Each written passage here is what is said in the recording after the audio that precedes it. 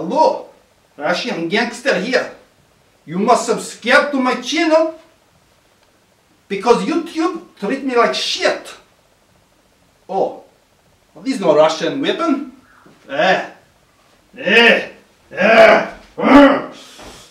Hey nice people, how you doing? So many discoveries in one video. What can one do? So watch to the end. There's so many discoveries. I'm not the boss of your life, but I implore you to watch to the end. I really do implore you to do this. There's so much in this video. What is the true origin of the 360-degree system? Now, if we look it up, I challenge you to look it up. Look it up anywhere. No one knows. It's just like no one knows the origin of the alchemy symbols. No one knows the origin of the music symbols. No one knows anything, really. Yeah, so what we're going to do is to present three different possibilities, which I've encountered and come up with a few of them. And the implications of these are extraordinary, pointing to lost civilization. So let's look at it. So, and first I will introduce some existing theories. One of the clues is that 3/100s plus 320s, there's a base trinity inside the 360, which is very interesting indeed. The Trinity, of course, a Stone Age thing. It's pre-Christian. You might be wondering, what's so Jesus about the Trinity that the Roman Church uses? It's because the Christianity was implanted onto a pre-existing, well-established Roman religious system. And the dirty snowball concept, basically, this is the dirty snowball concept, what I call the dirty snowball concept in action. What's happening is that this old base 3 system is affecting us today. As the snowball rolls down the hill, it picks up debris and the science expands almost like a crystal, but it's not a crystal, because if it was a crystal, it would be the same throughout. It's not. Archaeology is a dirty snowball, believe it or not, because archaeology is still being driven by its inner structure, which is creationism. The Earth cannot be more than 6,000 years old. Civilization cannot be more than the age of Adam, or 5,000 years old. So anything before that is never, to this day, referred to as a civilization. Jericho is a city. Is that a civilization? No, it's not a civilization. No, it's not civilization. No, it's just a Stone Age. Yeah, just an anomaly. Right. So, Uriel's Machine is an utterly genius book. Utterly Genius by Christopher Knight and Robert Lummis. And to summarize, they have said that 366, it originally started as a 366-degree system, and it degraded into a 360-degree system for the sake of simplicity. That is wrong, and I'm going to prove why that's wrong later. But everything else they do is right. And they say the system was generated by Britain. The 366-degree system was generated in ancient UK, or the Beaker Empire, the entire Atlantic coast, which built stone circles. But they don't call it the Beaker Empire, they call it the corded ware culture. And there are many revelations in their books. In their book, they say that the Book of Enoch is about Stonehenge. It's about standing inside Stonehenge looking through the doorways. They say the Book of Heavenly Luminaries, another Jewish book, is actually, believe it or not, a book about how to build a stone circle. And they can only have been written in the Beaker Empire. And they were somehow taken maybe by the Phoenicians to Israel, rewritten. So we do have some texts from the Beaker Empire. They say that they are actually examples of Enochian Judaism. Enochian Judaism seems to have been, they consider, a system that prevailed in Britain until Christianity arrived. Rosslyn Chapel, for example. They went, in the appendix of their book, they go over to Rosslyn Chapel. There's a very bad drawing of Rosslyn Chapel. They take some biblical scholars and they're going to say, they said to the biblical scholars, guys, this is not a church. People who have analysed it have said this is not a church. It's a folly, or It's something pretending to be a church, a cathedral. It's something, it's a pretense. And they think it's a Jewish Enochian temple. And the biblical scholars went in there and they said, God damn it, you're right. It is. It's a Jewish temple in Scotland. And they think Freemasonry derived out of this. We'll talk about all this a bit later. And also about how the pyramid dimensions were generated, possibly in the UK, then taken to Egypt to build the pyramids, which are the dimensions of the world. Enochian Judaism is Stone Age and was replaced by Temple Judaism according to Knight and Loomis.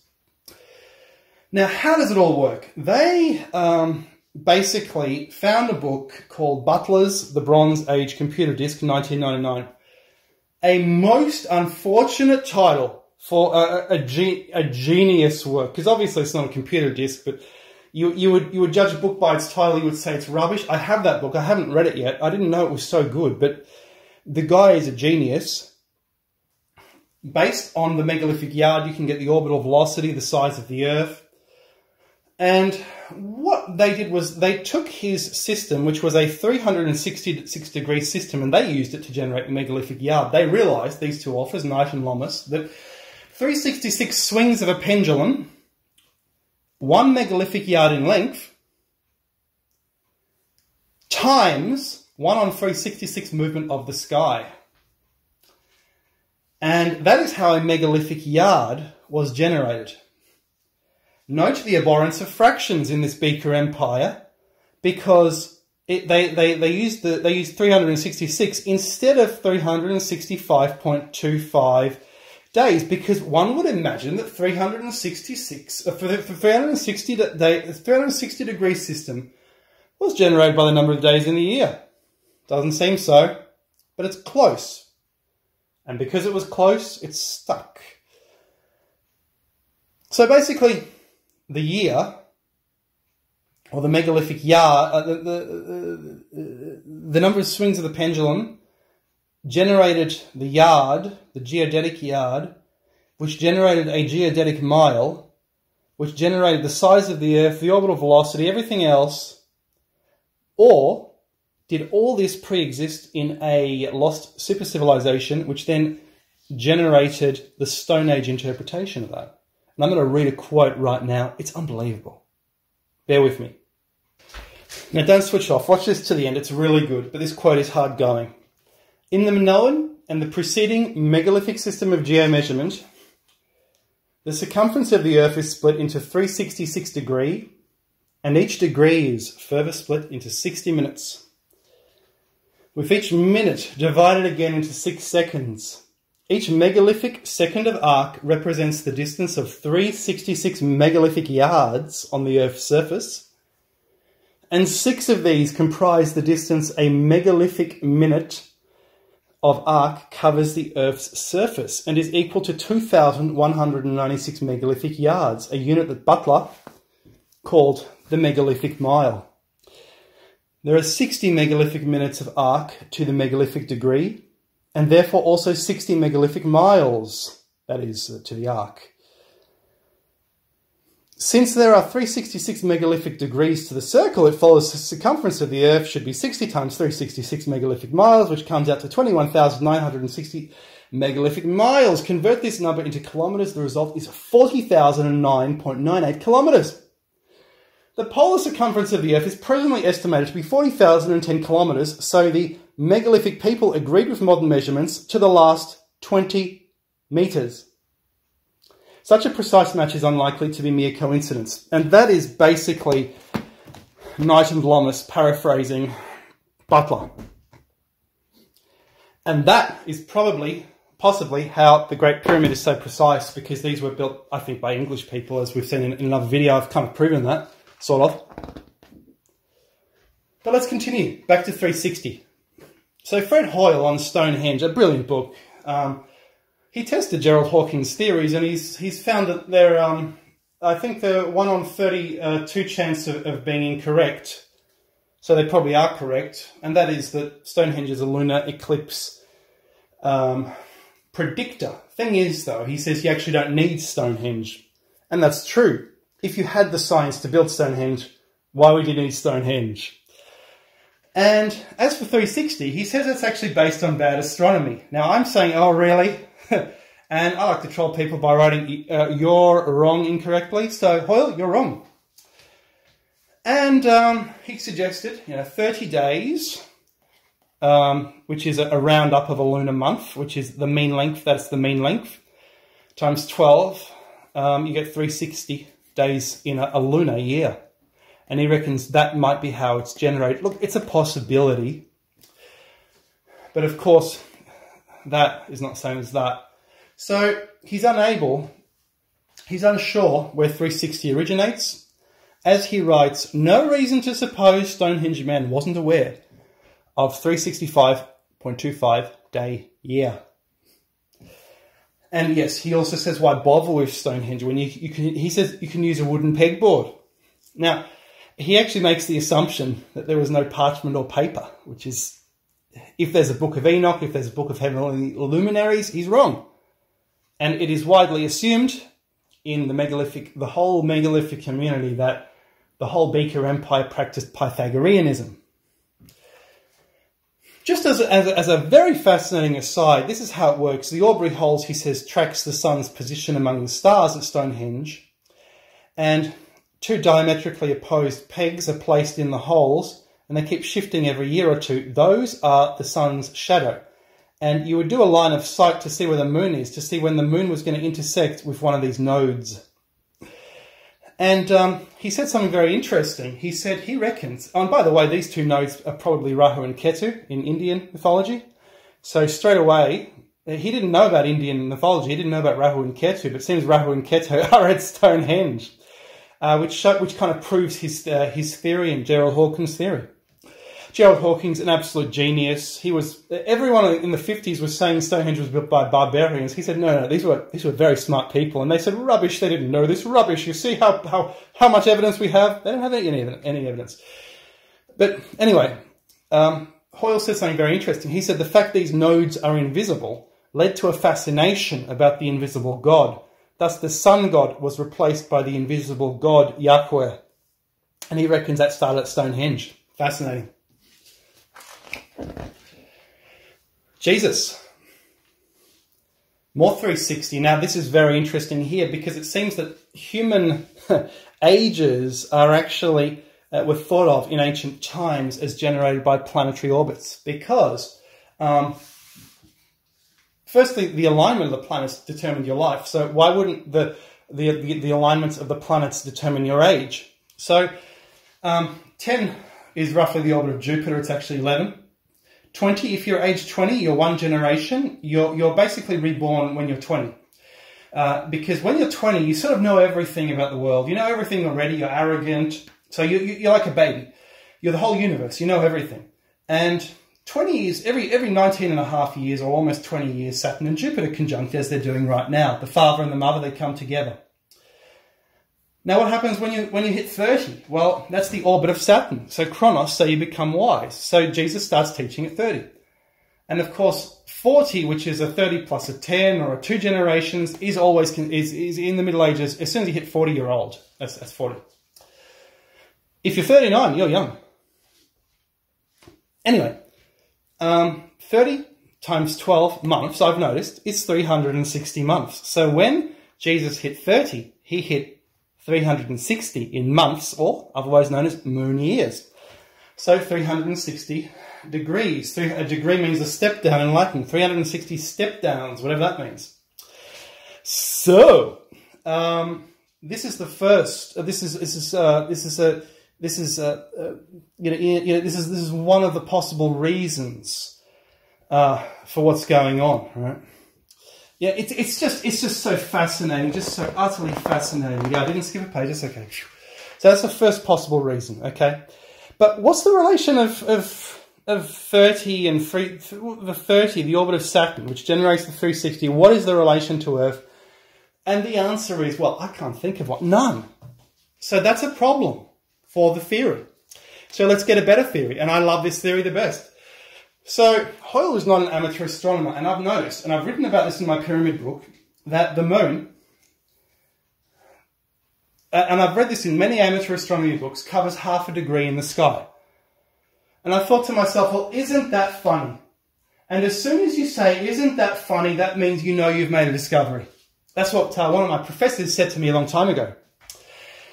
So I thought, surely that is not a coincidence that the moon, a very important prehistoric object in the sky, it happens to be half a degree. Is that a coincidence? More likely, the size of the moon generated the degree system, and that's what I truly think. And you won't see this anywhere.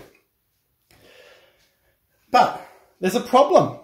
If it's half a degree in the sky, that means the sky, what are considered to be 360 moons, takes up only one hemisphere. So it seems it was generated for the dinner plate Earth of Yggdrasil popping up through the middle, and maybe the Great Pyramid or Stonehenge placed theoretically in the centre somewhere there.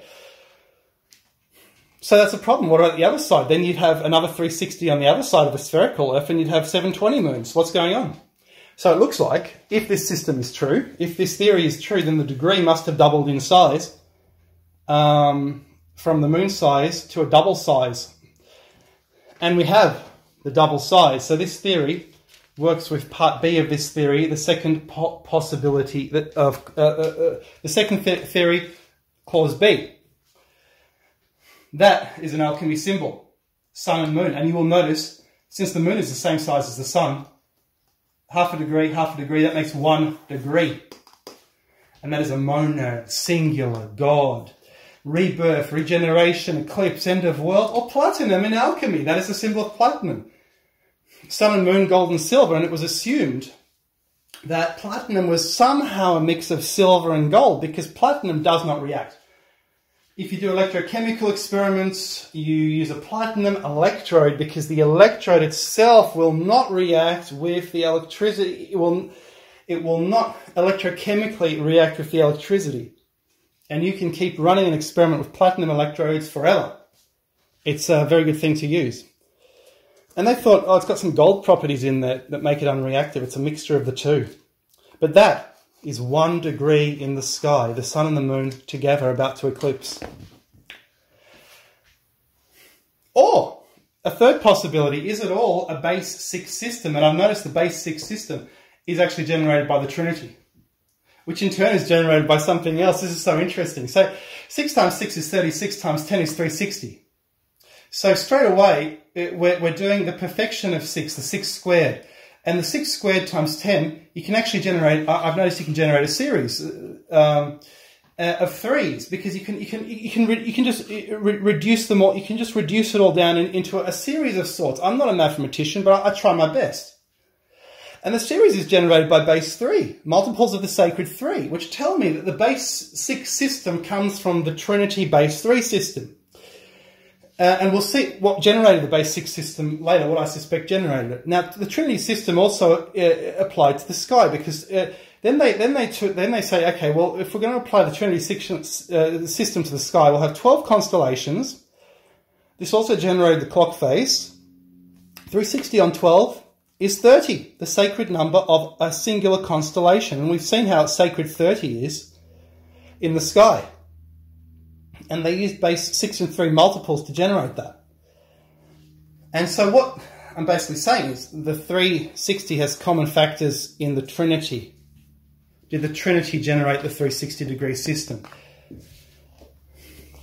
Okay, back to 30. Why so special? Why so special? Okay, that's all visible? Right, that's all visible. Okay. Okay. How base 6 was generated?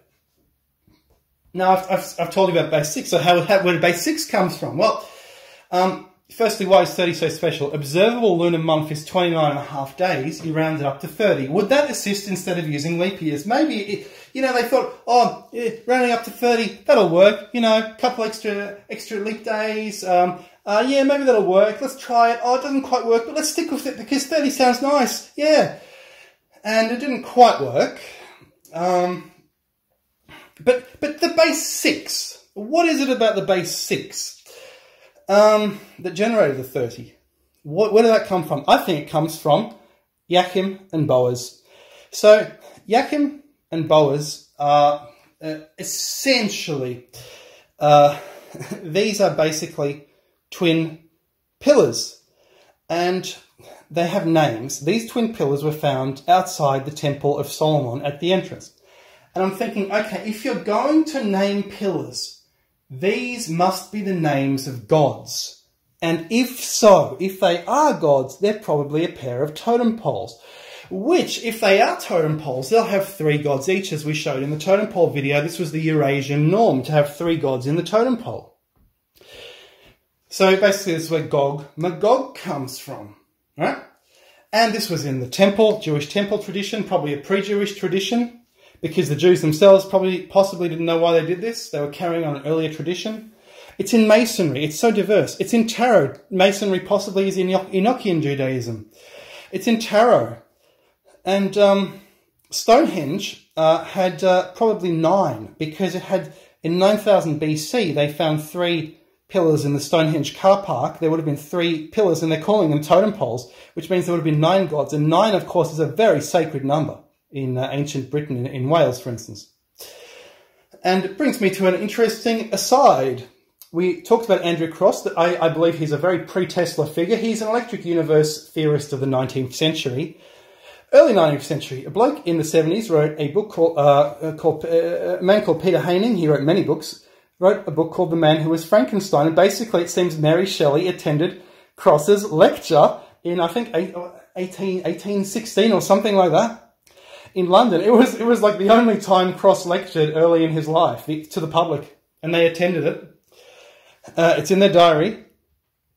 And what happened was this. After he had generated possibly artificial life using electricity, Andrew Cross, this electrical wizard, was decried throughout the countryside.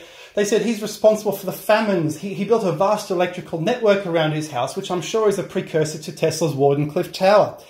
And farmers said this is causing famines and blights, and Cross boasted that he could control a thunderstorm. He could take the energy out of it. He could put the energy back into it with his electrical network.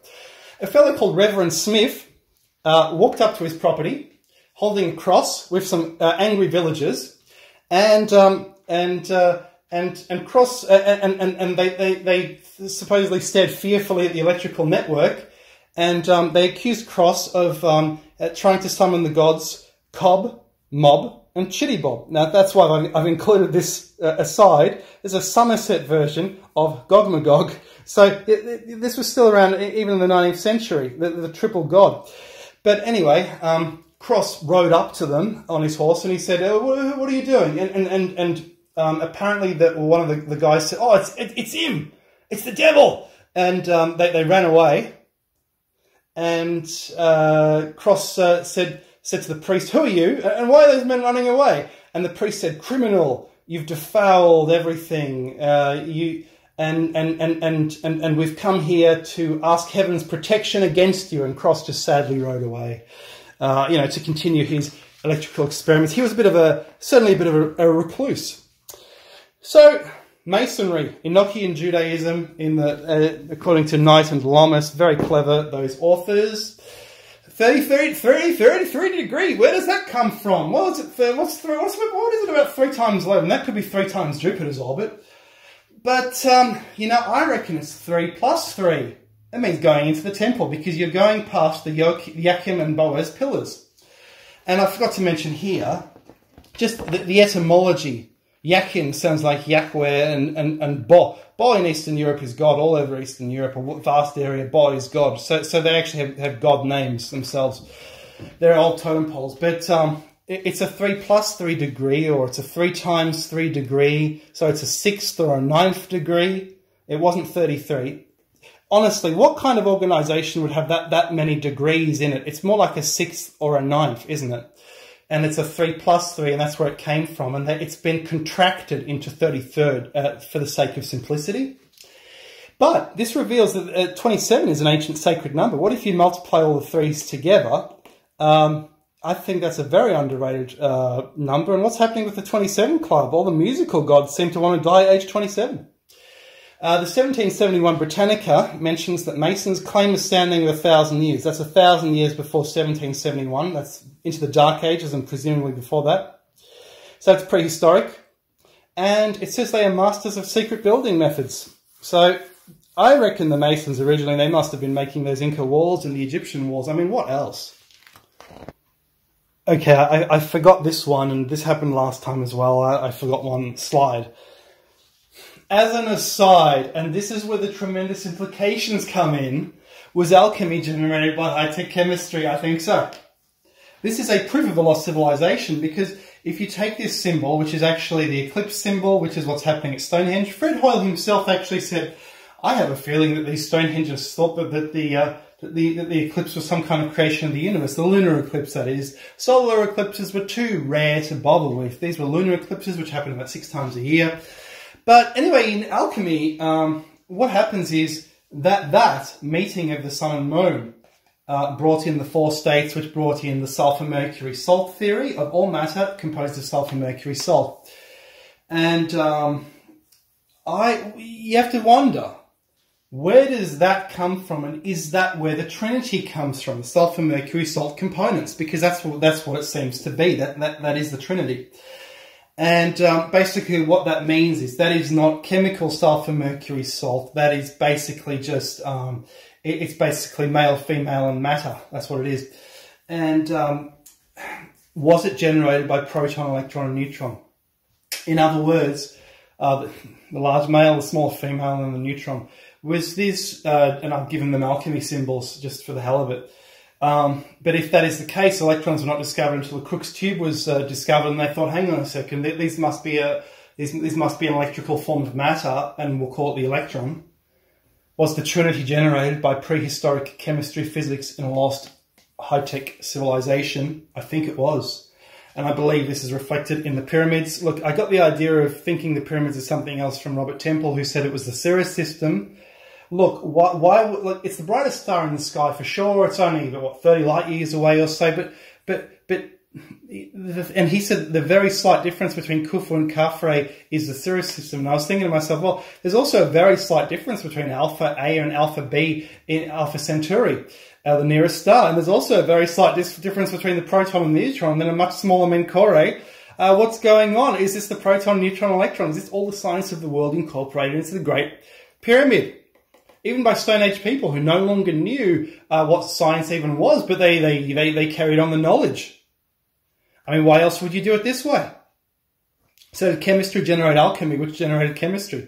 And for years they were trying to separate the proton, the electron, the neutron properties. I mean, an electron is basically what they meant as the mercury properties of matter. The fact it looks like water, the sea of electrons theory, which means that in a metal, if you have a sea of electrons, that it will be conductive, it will be cold, it will be metallic looking, it will be reflective, because these are the properties a sea of electrons confer. They're the same as the mercury properties.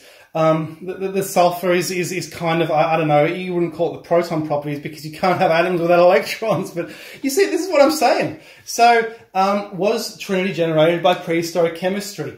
Because, so prehistoric chemistry generated the Trinity generated the six, and the 3 possibly generated the 360 system, along with the size of the moon and the sun, and that is the conclusion of the video. Guys, I love this. I hope you love it as much as me. Unbelievable. And I'd like to finish on a quote. Pseudo-Aristotle in Secretum Secretorum.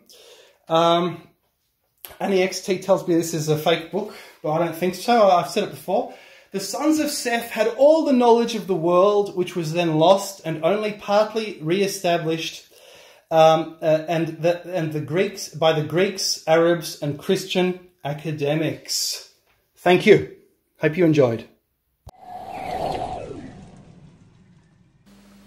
Now I start to drink because Führer, bring wrong weapon. Just bring me wrong weapon. I want to threaten YouTube to subscribe, and they bring me wrong weapon. Unbelievable. Unbelievable. Führer, you selfish bliat, selfish bliat. Now I start to drink because you, Führer, because you. I just drink and drink because you, Führer. Now, Führer, you're so selfish. Only you do what you want to do, not what I want you to do. You know, I getting angry, and now you're running. Where are you going? You're running. You make me angry. I feel it. Don't make me angry. Stop running.